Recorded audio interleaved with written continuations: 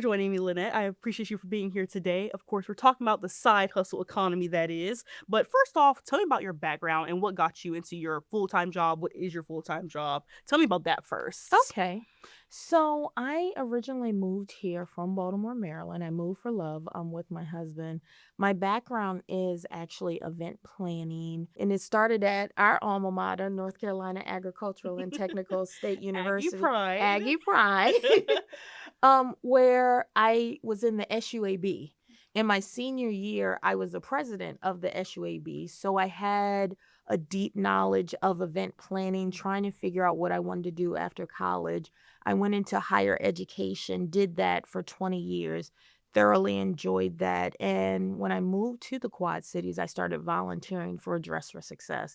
And then when I heard about this opportunity of program and marketing, I felt it matched well with my skill set and just moved into this job. Gotcha. Very Yeah. nice. So nice little transition throughout the years, of Mm-hmm. course. Well, then, so people start obviously side hustles for many different reasons. How and when did you start your side hustle? And then, of course, explain what it even is. It's super cool and definitely gets on that event planning aspect for sure. Okay, so I went to a wedding, and my friends Reagan and Martin, when they got married, they had a photo booth, but the lady came in from Des Moines, Iowa, which is like 2.5, 3 hours away. And I was like, hold on, there's a gap in the market here, Mhm. right? And I'd done a couple things before, but then I was like, if there's a gap in the market, I could be able to fulfill it. And like you said, it's a part of event planning, and it's not the whole enchilada, Right. but it's a nice, slice of it. So I looked into that, and I actually built my very first photo booth. Went to YouTube, Hustle by Drew was super helpful, was able to build my photo booth, and like it kind of changed to what it is today from that. So, Gotcha. Very yeah. cool. Now, can you describe the aha moment or the specific inspiration that led you to creating that business concept? You kind of touched on it there with that gap in the market, but what was that aha moment that made you realize like this is a need? Just being in event planning and, being able to plan the event from beginning to end, and you see like there's a need for entertainment. Like there's definitely a main event going on, but what's that side thing going on? Mm. And people love themselves. People love taking photos of themselves. So I was like, hold on, this is something here right now, Right. where I could be able to, fulfill my need in event planning, but also provide a service to people and make money too. So Absolutely. It yeah. captures those memorable moments, of course. Absolutely. Beyond the supplemental income, what are your primary motivations for this venture? Whether that's just the passion in it, community wealth, achieving financial independence. What is kind of your reasoning and your why? I would say like working in a nonprofit, one of my main things is I love to help people. Like I love to be a service to the community. So it's like, I can do that and generate additional income, generate like make money, for my family, to be able to create kind of generational wealth because it's not my primary job, it's something I just do on the side. So I would say that like the need to like again fulfill that gap but help people and elevate their events. So, Absolutely. That's yeah. just a touch of that impact there of just like you're taking you get to have that moment. People get to live on with things that you create or that you provided for them for their lifetime, which is super cool. Absolutely. Now, how do you navigate? Of course, it's a topic I feel like everybody discusses is work-life balance. What do you do in terms of managing the part-time and here at your full-time? Yeah. Well, event planning, I say, is never a full time, part time. It's a 24/7, right? Being able to navigate both of those is like just making sure I set aside time for what's important, So, one thing I started to do is every day I spend 1 hour on my side hustle, whether it's making content, whether it's creating like Canva ads, maybe it's like trying to recruit people, to the business. I make sure I do 1 hour for that. Outside of that, like scheduling time with my family, time with my husband, time with my daughter. And then like my job, I feel that kind of consumes me a little bit. But I like that, because it's programming. So it's always like doing the outreach and Mhm. things. But I think most important is being able to schedule the time to make sure that I fulfill all the needs. So Absolutely. So then that makes me curious. So how much time would you say it takes just in general to operate a side hustle? Like how much time would you say in a given, let's just say a month, you spend dedicated to your part-time? So I would say right now I'm probably averaging about 6 to 8 events a month. So that's almost every Weekend, weekend, yeah. But then it's the preparation. Mhm. It's I sat here and reorganized my whole garage because it was taking over my entire garage. So like the organizing, the planning. So I would say probably 20 to 25 hours out the month, Okay. just to make sure that it's running smooth. And Mhm. again, spending that hour a day, sometimes it's an hour, sometimes it's no hours, it just depends. Absolutely. But I would say, yeah, 25, 30 hours, Okay. Okay. yeah. Not so not crazy hours, but it takes dedication. You have to be really wanting to do it and execute on that as time goes on, for sure. Absolutely. Now, Absolutely. how, if at all, has your side hustle provided you skills applicable to your full-time job? Just I'm curious to know if there's any kind of connections between the two that you've been able to kind of carry throughout life. I definitely would say like conflict management and negotiation, because I feel like sometimes people want stuff for free, and it's Mhm. just like if I do it for free, then I ultimately have to pay for it, because it's a service that's provided. So being able to negotiate with people, also sometimes people aren't always the happiest, with your Mhm. service. Sometimes when people come here, they're not always the happiest, with the service that we provide. So just being able to navigate that space, remaining the consummate professional in both situations to ensure that both of the parties' needs are met, compromise. Mhm. I would say most of my events here at work, they get a photo booth for free, so so that's There's some always benefits there for sure. absolutely, absolutely. So I would say there is a lot of crossover because it's a part of event planning and that's what I do here at my full-time job. So, Gotcha. Okay. yeah. Now we just talked about it a little bit earlier as well. You talked about that topic of generational wealth. Mhm. How would you say that by having multiple streams of revenue, it allows you to create that? Obviously, you have children, you have a family. What does that look like for you? Yeah, and I only have one child. She wants to be very clear that she's the one and only. So I have to I have to She set the said the record straight on generational that. wealth is for For me. me. That is too So, good. just being able to set aside and have a business. I don't know that she would want to run this business one Mhm. day, but she would definitely be my predecessor in the business. And even if she's just the CEO, the name on it, and she has people working the business.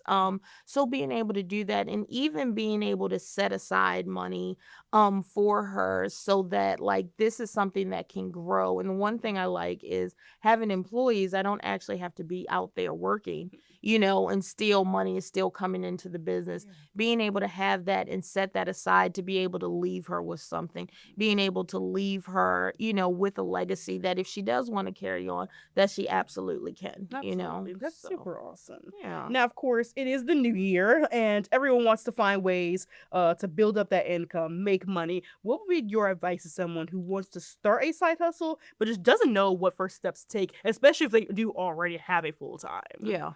I would say look at what your passion is. Look at what your superpower is. I say event planning is my superpower. I can do it literally in my sleep. So I would say look at that. I would say Chat GPT is your best friend, right? Chat GPT will make a business for you. Hmm. So I would say look at your passion, look at your time that you're Mhm. willing to dedicate because I think people want to get rich overnight and Mhm. it's definitely not that. Mhm. Like it's definitely not that, but look to see the time that you have to dedicate and be consistent. Whatever you're going to do, be able to be consistent Mhm. with it. Something that, if you start now, Mhm. can you see yourself in a year doing this? Can you see Mhm. yourself 3 years in a year doing this? And again, use your resources. Chat GPT, Mhm. listen, I can't stress it enough, will definitely help you even get the ideas that you have and help you formulate it into something. Gotcha. So, Those are awesome. Good good yeah. the typical resource that we Right. are in our now and day and age with technology. Now, what would you say as a black entrepreneur in a sense, especially a lot it's very common for black people in the community to have multiple jobs, to constantly be on the go in that sense. What struggles would you say have you faced within being in that realm of having the full time and part time? I would say that questioning my professionalism, questioning to even see like, well, what's your setup look like? How do you Mm-hmm. No, I'm a professional. I'm Mm-hmm. absolutely a professional. being able to get that word of mouth out and the referrals also, I feel like it happens better in other communities, but Mhm. ours will kind of like gatekeep and won't let people know about the services Mhm. that even like our friend Mhm. would have. So I would say the referrals on that. What else would I really would say like the professionalism, and feel like there's a lack of professionalism when it's like you go off of something you heard as opposed to actually being able to see Mhm. what's going on. So Gotcha. So going back to that kind of your why in terms of doing this, what exactly was it that you said that like I want to do a side hustle because X, Y, and Z. I already have a full time, but I Mhm. need this extra thing. What is that why? I would say just to provide a service to the community, and even to be out in the community, different facing. And again, a nonprofit, you do it because you love it. You don't do it because you make a whole lot of money, So be able to be out in community and provide a different service, and to be able to help people, help them to be able to elevate their events. I would say that's my why. Another question you asked was like, what's my end game? Yeah.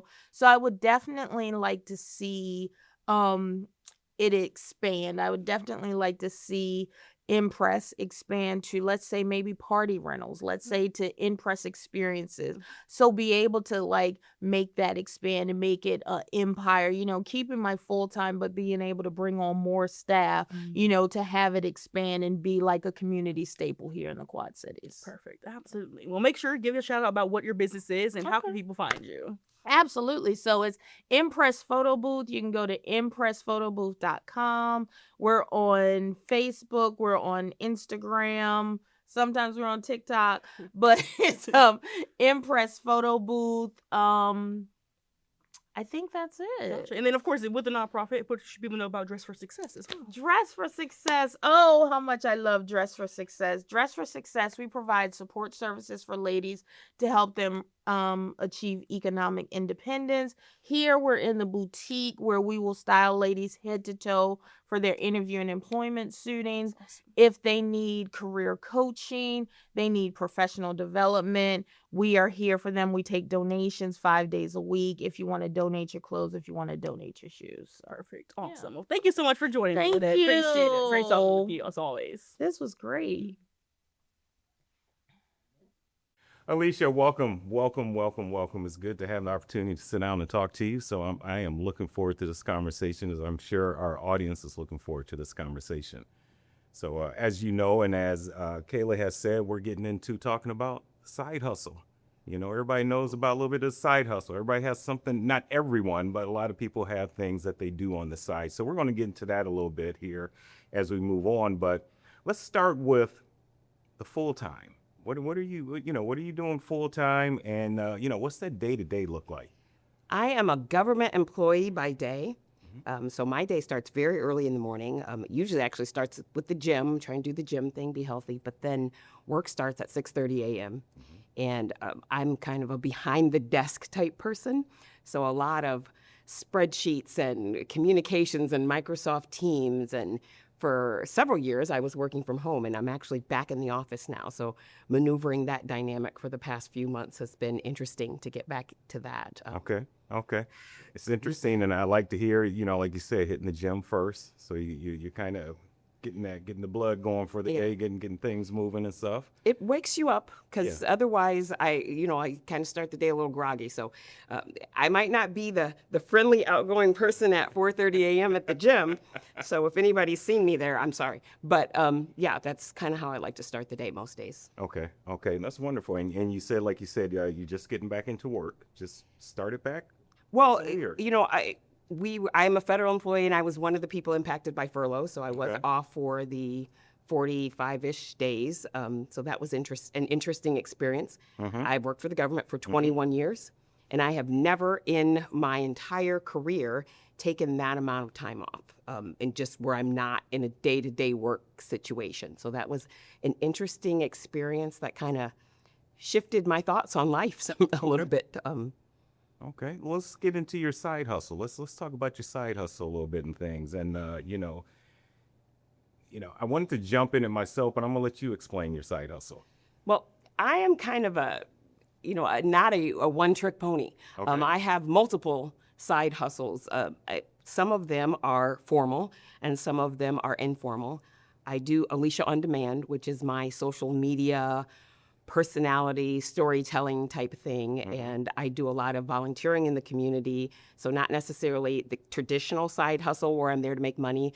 The commodity and whatnot is trading experiences, stories, kind of enriching, enhancing the community there. I also work for several different, they're like little organizations that are for micro influencing. Okay. So you kind of go around the community, experience things in the community that I might have already been planning on doing. And it's either paid or it's a bartering where they give you a free entry, access, a gift package and whatnot, and you go and experience it, post on social media, just to kind of bring name recognition to the brand. And so I do a lot of that. I recently helped open one of the new grocery stores in Moline. That was super fun. Oh, okay. Okay. So I don't know if I can say the store, but yeah, I did that. That was a lot of fun and met a lot of people in the community.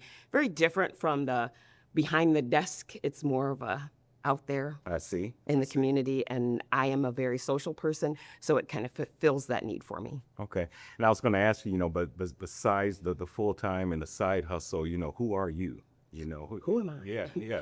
I am a very outgoing, dynamic person. I have very rarely met a stranger. If you are a stranger when I first run into you, you are not by the end of my interaction. I like to meet new people.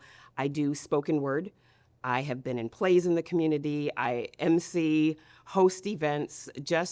I'm really out here trying to enhance the community and just offer my own brand of storytelling and getting people to kind of come out of their shell and showing people that there are things going on in the Quad Cities. We oftentimes get a reputation for there's not a lot going on. And if you follow my social media or if you're a friend of mine or know me at all, then I'm constantly being told you're always doing something. Well, that kind of contradicts there's nothing going on. So follow me and come find out the things that are going on in the Quad Cities. Yeah, yeah. I hear that a lot too. A lot of people say, well, there's not much going on. I said, are you looking for it? Yeah. Are you listening? Are you hearing? Because there is a lot going on here in the Quad Cities. Absolutely. You're very busy. Have you always been like this, even as young, as a youngin? For the most part, I am a little bit energetic, I guess Okay. is the term, but I like to do things. I started on stage when I was little, so I like to do plays and I'm constantly talking, so there's that. But yeah, I like to be involved. I like to go out and do things, meet new people, try new things. Okay. Tried a lot of new things in the past few years. Okay. So being that, like to get out there, like to stay busy and meet people and greet and conversate, is that what got you in moving to the side hustle? Is that, how did that start? Yes, because although I like to be everywhere doing everything, I do not have unlimited resources to do so. So at one point, someone was saying, hey, we always see you at these events. If you want to film and use this hashtag, here's a free entry, here's a gift package, here's a PR, kind of experience so that you can get others involved. And that's how I actually got started with one of the organizations, and it just kind of morphed into more and more and more opportunities like that. Okay. So yeah, that's how I really got started in the area. Okay. Okay. And I know we're talking side hustles, and like you said, you do a lot more in the community. It's not just the so-called side hustle and things. So, a lot of people have that feeling like, I want to do something else. I love to draw. I love to train. I love to educate or whatever, but they have that fear. Did you have that fear first stepping out, or were you just like, let's go? I'm more of a let's go, let's Okay, see what do it. happens. I Yeah. think that when you're in my situation and I had a pretty stable full-time job, so I wasn't necessarily looking for a new career. But I think if you want to dip your toe into something that is a new career or career opportunity, or even expanding on the career that you have, and you might not be able to do that within your job, side hustles, side opportunities that's the way to do it, because you can kind of go out there for a couple of days. Sometimes they have contract work where you can go and do something and say, can I do this? Am I interested in doing that? I'm the kind of person, like I said, I'm always kind of talking. and doing that and have that kind of energy. So people would see me at events and said, hey, have you ever hosted? Have you ever emceed? Do you want to do this? And the next thing I know, I am hosting things. I host a write and set for spoken word. I host the spoken word open mics. I'm out in the community doing things that are organic to me, and I would have been there anyway, but now I just have a different role, and I've enjoyed it. Yeah. You mentioned earlier too, and going through this conversation, and we conversated a little bit before we started doing this conversation. It's not just about the money. No, I think that being out, trying new things, meeting people, bringing other people out, it's kind of a commodity of people. It's kind of sharing and the bartering system. You find out someone who has this skill, you might have a skill, you might be able to swap that with each other.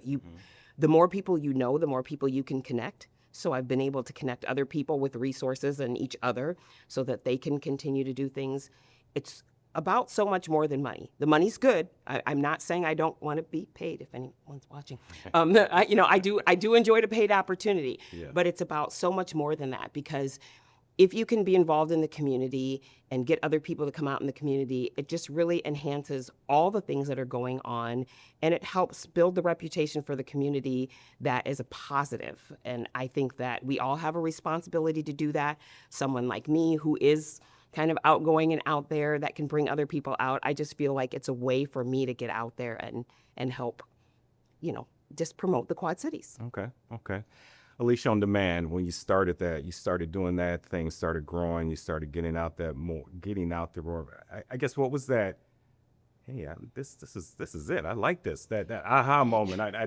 This is what I want to do. Well, I originally started with a YouTube channel that it's kind of been inactive for a while, but I am going to start recording some more content. So in 2026, look for Alicia on Demand on YouTube.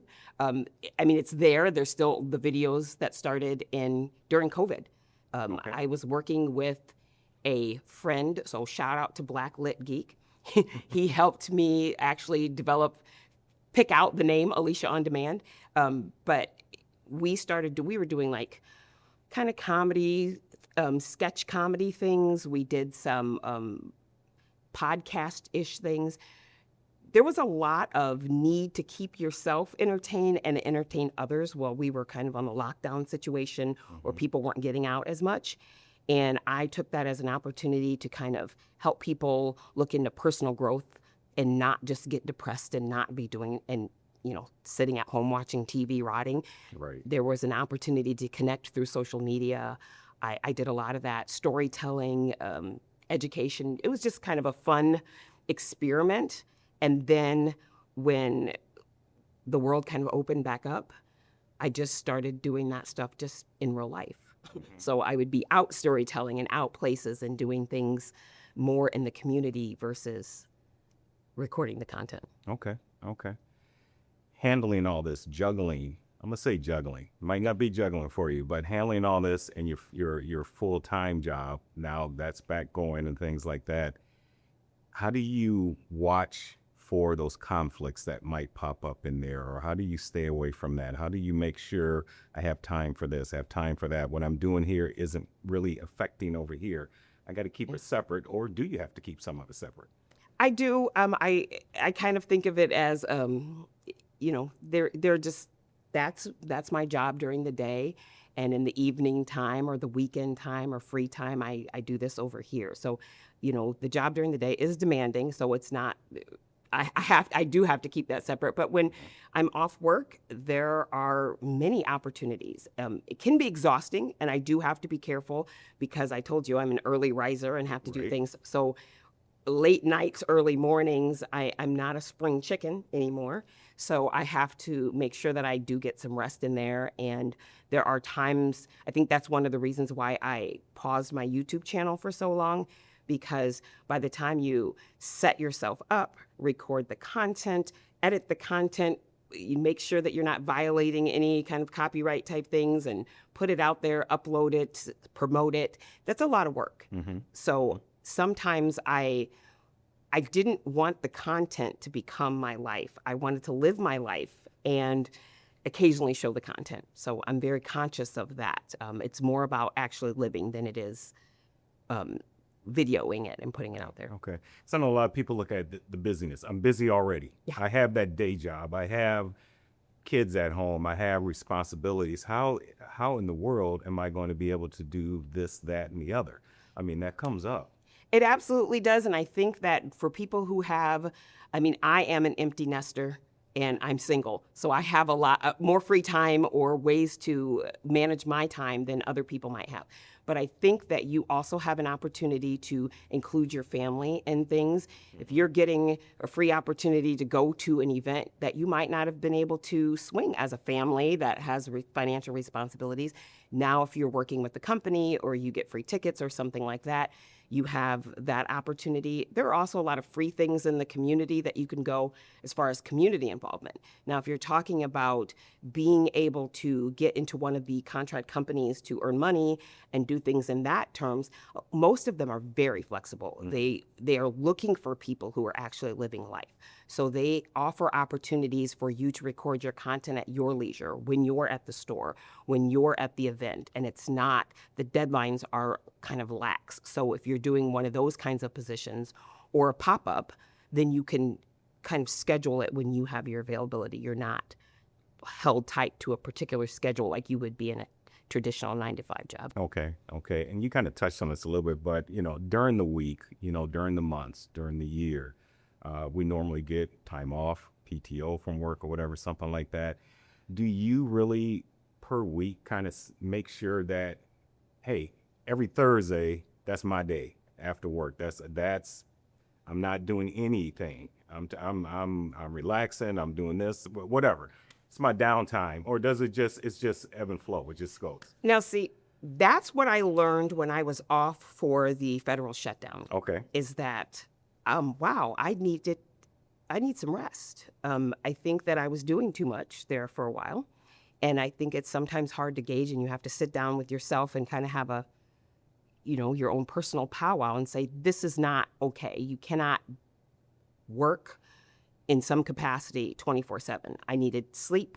I needed time to just relax. I'm not a huge binge watching television person, but sometimes you just need to couch rot, is what they say, just to sit there and do nothing. So I became aware of that during that time down when I had a little bit more time, and now as I look towards the future of scheduling things, I would like to have a time where I'm just not obligated to do anything. Yeah. I think you have to have that, and that mental rest, and people say, and I think that's one thing with when we were down during COVID, a lot of people took some time to step back a little bit, and you realize how fast you're running, and you need some time to back up a little bit. Health. It's for your health. If you don't have the health, you can't do the things that you want to do. Yep, It seems like. Absolutely. And also, if you're doing these side hustles for money, and a lot of times people are ultra motivated, there's only so much money you can earn in 24 hours. If you can find a way to set up and you get to be a big social media person and you're earning money from the social media or something like that, so it's earning money while you're not actively working, that's great. But also, you have to kind of stick to your financial goals. You don't want to outspend what you're earning, because I think that becomes a thing. Well, I can just go and work more and work more. No, You need to sit down sometimes if you can and have a specific goal in mind. Yeah. You mentioned early on in our conversation your brand, protecting your brand. You have your brand. Let's talk about your brand a little bit and things. What does your brand stand for? Give me a few words. Integrity. I think that's very important. A lot of times people want to refer to me as an influencer, and I step away from that title a little bit, because I think sometimes influencers get a bad rap where they're trying to push something off on you and do this and do that. And I don't want to do that in any way that is not, this is something that I use, this is a place that I would go, this is something that is true to me. I'm not going to get up and say, this is delicious, when it's not. I will try new things and whatnot and give you the honest review of my experience. And I'm just living life. If it sounds good to you, try it. Let me know about it. If not, I'm not asking you to leave my page if you don't buy whatever it is that I'm telling you about. That's not Yeah. that's not what I'm about. Okay. Starting doing all this, Alicia on Demand, doing community, work and things like that. Guess, what was some things that you got benefit from and you're like, I didn't even think about that. Unexpected benefits. What are they? Well, when I first started out, it really was about trying to earn money. I did a class that my actual job offered about lowering your debt, because in order to grow your wealth, you have to lower your debt. So I was just out to earn money. I didn't realize the people aspect of it would be far more valuable than the money that I earned. I didn't realize that people would be not just listening to the stories that I had to tell or wanting to tell their own story, but really wanting to be involved and to know me. Those are the positive aspects of things. But whenever you put yourself out there, you're also open to some negativity. Of course. So some of the comments were not kind. Some of their feedback, people were thinking, you're just out here seeking attention. You're just out here doing this. Why are you recording if you're volunteering somewhere? Why are you doing this? And there was a lot of negativity. And in the beginning, it really kind of impacted me. I think people were not nice. A lot of the comments were not nice. I tended to go back and delete them because I didn't need that kind of negativity out there. But I was kind of shocked at how bold people can be if you're doing something online, especially with their full face and name. So yeah, that was really eye-opening to me during this process. Oh, wow. Okay. So a lot of learning on that part. It's good and bad, but Yeah. positive and negative there things. You talked about too, I can't believe I'm saying this. 2026 is right around the corner. And you talked about, YouTube, starting back up on YouTube with the Leash on Demand things. What else can we be looking for? You're moving. So what else is going on? I'm going to sit still for a little bit because I really want to do the storytelling. I really want to be more committed to that. I have been in the process of writing a book for years, and then I just keep putting it off and putting it off and putting it off. So 2026 is the year. It's kind of almost done, but I'm just very self-critical. So I'm trying to learn to let that go and just put that out there and see where it lands. Okay. 2 questions. Biggest lesson so far. Things been going on. Biggest lesson so far. And then how can we support what you're doing? How can we get behind, help, support? How can they follow you? Well, first, the biggest lesson I think is just to do the things that I want to do. I'm living my life. Even though I'm sharing it, it's about me. I want to live my life. I want to leave behind something where people were like, they were happy that they got a chance to know me. And when I'm gone, there will be my stories. There will be my whatever social media exists at the time, but there will also be, I met her and she pulled me in and she helped me write my book, tell my story, live my life, live out loud, do something that I never would have done. I've done a lot of things I never would have done in recent years, but you can follow me and find me at Alicia on Demand. I'm on most major platforms, and that's ALISHA, because Alicia is spelled different ways, but True. On demand everywhere. And Okay. And actually in 2026, there will be AliciaOnDemand.com. All right. So yeah. All right. Looking forward to it. This was, I enjoyed the conversation and learning more about you. So thank you so much for being a part of Real Conversations here in the Quad Cities. Thank you for having me. So Landon, you've been with Modern Woodmen for over a decade. Yes. But most people also know you as DJ L. Murray. Yes. How did the whole thing start?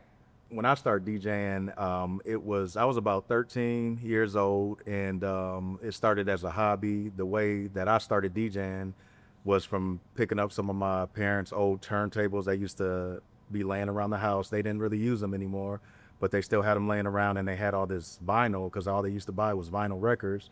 So one day I just took a couple of the turntables and put them together. And then I tried to find records that would mix and blend together with the other record And then I just started doing that, and that's how I started DJing. And it just went from there, and I just kept doing it, turned into a hobby. So Where'd you get your inspiration from? Just like watching other DJs growing up on TV? yeah, it was. I always liked music, of course, and then I always thought it was like neat how DJs could mix and blend records together. And one of my favorite DJs, DJ Kid Capri, I used to always like listen to him, and I just wanted to be like him. I always wanted to just like DJ parties like him. I always wanted to, sound like him, even though I don't sound like him. But he was one of my inspirations when I first started DJing. That's good. So was DJing something that you always loved to do, like as a profession, or did it come out of a need to make some extra income on the side? Yeah, so I didn't get into it to make money from it or anything like that. I wasn't even thinking about that, especially with being like 13 or 14. I just wanted to DJ parties for people to have a good time. I mean, eventually when I got older, I started DJing in some clubs, and then started making a little bit of money from it. But even if I didn't get paid for it, I would still DJ. If DJs never got paid, I would still DJ because Yeah. I just love to do it. It's a true hobby. Yeah. Yeah. That's great. So balancing both a full-time job and running a DJ business, it can't be easy. So what does that look like for you week to week? Sometimes, of course, I work Monday through Friday. So sometimes when Friday, Saturday, Sunday, that whole weekend hits, sometimes I'm going from work to a gig to set up, whether it be a party, a wedding. Sometimes I'm just going right from one job to the next, so it can get kind of busy. Sometimes I'll have a couple of parties in one day, which usually I could have a wedding in the evening, and then sometimes I'll have something scheduled in the daytime.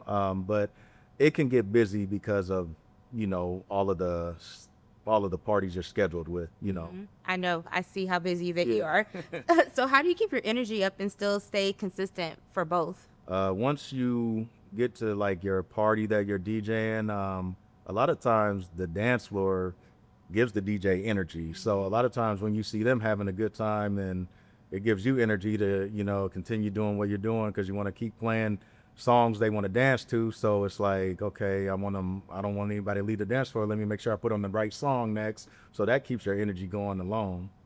So just feeding out the crowd. Any boring parties? Yeah, sometimes you do get boring parties because when you got a strict playlist, and sometimes people want you to stick to that playlist, and usually it's at weddings. So usually if they give you a list, I want you to play only this, and this, you got to stick to that list. I don't have a lot of parties like that, but I can just remember one wedding off the top of my head that I DJ'd this past year, and the groom, he only wanted me to play only the songs on the list. So it didn't give me any free range to really mix anything together or be creative, because he wanted this song played, and then after this song, and it's all different tempos, so you really couldn't blend anything together. And it kind of makes it hard too, especially since you get your energy from the crowd, the dance floor, and if they're not into the music, so yeah, Exactly. definitely hard. Yep. So working in financial services, you see firsthand how people handle money. Yeah. How has that shaped how you manage the business side of your DJ work? When I look at, like, when I get money from DJing, it's easy money. It's not like anything that's back-breaking work or anything really, besides like setting up equipment and breaking down equipment can be a little back-breaking, but the job itself isn't like, you're not really working extra hard for the money. So when I look at it as easy money and an easy side job. So when you're getting that money, it's so easy just to throw it away, but it's like, try to save that money, because it's like you probably won't get any more money this easy at any other job. So just try to save as much as you can. And really in the Quad Cities, we're not really getting rich off of DJing, but it does add up if you save it over time. So working with money in the financial industry, when I'm looking at the DJing side of things, it just, makes me think like, maybe instead of spending this money so quick, maybe save it and, put it into something, That's good. Yeah. Yeah, that's great. That's great advice. Yeah. A lot of folks are turning to side hustles now, especially here in our community, Yeah. to build extra income and stability. Why do you think that's becoming such an important move for people today? I think because with time and, I think just everything gets expensive, inflation, whatever, however you want to classify it. I mean, it's almost like everybody needs at least two incomes. Yeah. And if you don't have another income, you have to have like another job. Most people, I would think. So, I would think that's why, like, what people might do Uber or people might do DoorDash or something like that. I mean, that's their side hustle, DJing is mine. But I think it's necessary for most people to have something, to get that extra income. Yeah. Even if it's just like little play money. Yeah. Yeah. Right. Exactly. That's great. All right. What's one thing that surprised you about running a side hustle? Something you didn't expect when you first started? I guess I would say with weddings, like the expectations, you have to meet their expectations. And some weddings are more laid back than others. But the people that are real, I want to say like organized, more organized, and they want to go by an itinerary the whole night, like right at this time, that time, I guess the expectation was more than what I thought, before I got into DJing. You have to meet those expectations. Especially at Specifically those for weddings. weddings. Yeah. Yeah. Yeah. But I know, because you DJed, I've been at a couple parties that you Yeah. DJed. You do like check to make sure that all of your, because it's like a contract agreement, you make sure that you're playing the music that they want to play. Like, do you have like different set lists, playlists, or whatnot for them, right? So you do that with pretty much everyone, but Right. it's a little bit more tedious with weddings. Yeah, it is. And the weddings, like the last wedding that you were at with me, that was more of a laid back wedding. So I didn't have to worry about trying to be perfect at that wedding. It was more laid back. But then you get those weddings where, you have to announce like the whole wedding party, first and last name. Then you have to announce this at this time. Then you have to announce this at that time.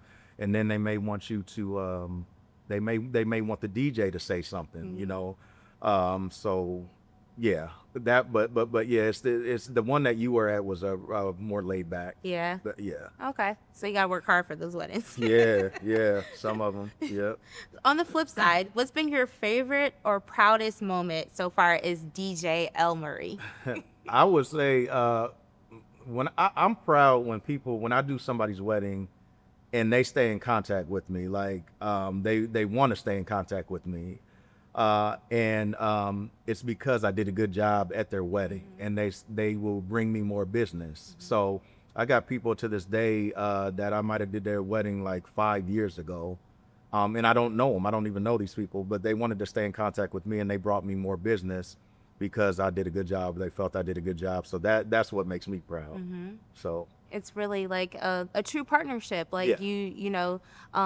household name per se that you get in one time and it's like, oh, we need DJ L Murray to do this event, that event, this event, that event, and then depending on the age, it's really okay. You could DJ my wedding, then DJ my kids' graduation, birthday party, sweet 16, any of that, and then any other events in between. So it's truly long money. Right.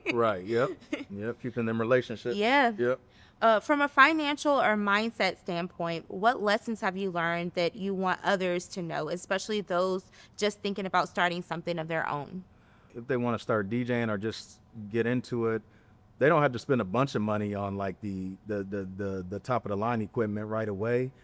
And especially now with all the DJ controllers that they have now, I would say get something cheap just to see if it's even something you want to do. And then you can get just like a regular cheap laptop, and you can get like a beginner program. You don't have to buy a full program, just get a beginner program. and see if it's something you even want to do. And then if you do like it and you can see yourself doing it, then I would say upgrade and put more money into it to get the better stuff. What about people who want to start a side hustle as a second income source? Yeah, I would say, well, DJing is a good side hustle to have, because we got a lot of DJs in the Quad Cities, and all of us get booked. So so I would say it is a good side hustle to start, because, like I said, I mean, you may not get rich at it, but it is like, you could look at it as a part-time job. You get paid, and it's a fun job, so it might not feel like it's work. Yeah, I love that. Looking ahead, what's next for you? Do you see yourself expanding the DJ business, or is it more about keeping both roles balanced and growing together? Right now, I just want to keep everything how it is right now. I have thought about like going all out, where I'm getting like, commercial equipment and stuff. I have thought about that. I have thought about like, taking out like a business loan and getting like, like a warehouse full of stuff, like I'm talking all out, but it's like, do I need to do that, or would that put me in more debt? It's like, I'm going to just keep doing my parties like I'm doing them now, instead of spending all this hundreds of $1,000s on equipment and then just be in debt. It might not make sense for me to do that right now. Do you see it in the future? Maybe. I mean, working for Macetone, the wedding company that I work for, they showed me a lot with how that works. And they have a lot of equipment like that. And they have like the cold sparks with the cold sparks, where the sparks are, if somebody for their wedding wants like sparks in the air, they have like the up lights, they have all the top-notch equipment. So they showed me like what I would need if I want to take it to that level, and then also like the cost. So I would say like right now, I just want to stay where I'm at right now with it, because it can get kind of pricey, So. And then it won't be a side hustle anymore. And then it won't be a side hustle, because it would just be like my regular job. Yeah. I would have to know that I'm gonna profit from this if I want to take that step, And it's a lot of competition out here already with DJ companies, so it's like, I'm not saying that I wouldn't get business, but it's like I would be competing at the same time. Because if I stepped out on my own, I would even be competing with the company I work for now, So, but yeah, I don't know if I would be ready to take that step right now. Yeah, I understand that. Yeah. Well, thank you so much for what you do for the community. If anyone's ever looking for a DJ, how can they reach you? So they can reach me. They can type in Landon Murray, like on social media. My Facebook will come up. It's a Illinois license plate, and it says DJ L Murray. So it's not hard to find me there. And then that'll take them to like my Instagram and stuff. They can just call me directly. My number's 309-756-7457. Everybody's got my number, so they can call me directly if they want to, and book any type of party, wedding, whatever they want to do. All right. Well, thank you so much, Landon. Yeah, thanks. Well, thank you for joining us on Real Conversations today. Thank you for having me. So the Med Spa, what inspired you to start that along with your nursing career? And this is a two-part. Okay. And how did your nursing background prepare you for the business? So what inspired me, I have been working in the hospital settings for about 4 years, and I wanted to do something bigger than myself, and provide more service, more community-based service. And so I felt that opening my med spa would allow me to connect better with the community and provide more individualized care, more focused at like overall aesthetics and well-being. So being an ICU nurse, I see a lot of very sick patients. Yes. And it's really helped me to understand the disease process and what we need to feel well and have a wellness and a sense of well-being within ourselves. So providing things like IV hydration, vitamin injection therapy, or even the medical aesthetics like Botox and dermal filler, really I see how it can boost the confidence and Right. wellness for. If you look good, you feel good. Yes, Right. absolutely. Yeah. Okay, great. So walk us through a typical week. Like, how do you balance your nursing shifts with running the medical spa? So it gets pretty hectic sometimes. So I still work full time in an ICU setting. So typically as a hospital nurse, we work 3 12-hour shifts. So balancing the 3 12-hour shifts a week, I'm typically on my phone during my breaks, setting appointments, answering customer questions. And then on my days off, I'm really focused on the business and learning about the different products or different vitamins, the different treatments that we do. So that way I'm well versed in my craft. Got ya. So what was the biggest challenge that you faced when launching your side hustle, and how did you overcome it? I would say the biggest challenge is just putting all the pieces together. Right. Because it's a med spa and it's considered medical services, there's a lot of checks and balances that we have to have in place, such as protocols, even our recipes for our hydration therapy. And being able to explain that to our patients and to any entity that wants to inspect or like make sure I have an understanding. So just putting the building blocks together to be able to formulate the services, to be able to provide them to the customers and the clients. And when I started to put the med spa together, I had to use a lot of resources. I had to reach out to a lot of people that I knew from other medical settings, like friends that work in women's health or other friends that work in maybe like plastic surgery settings that can kind of guide me on what their standards are. And then I tailor my services to be something like theirs, but in a more unique For your, yeah. with you. Okay, good. So what advice then would you give to someone who's thinking about starting a side business while still working a full-time job? Advice. I would say definitely be ready to really structure your work-life balance and being able to make sure that you have your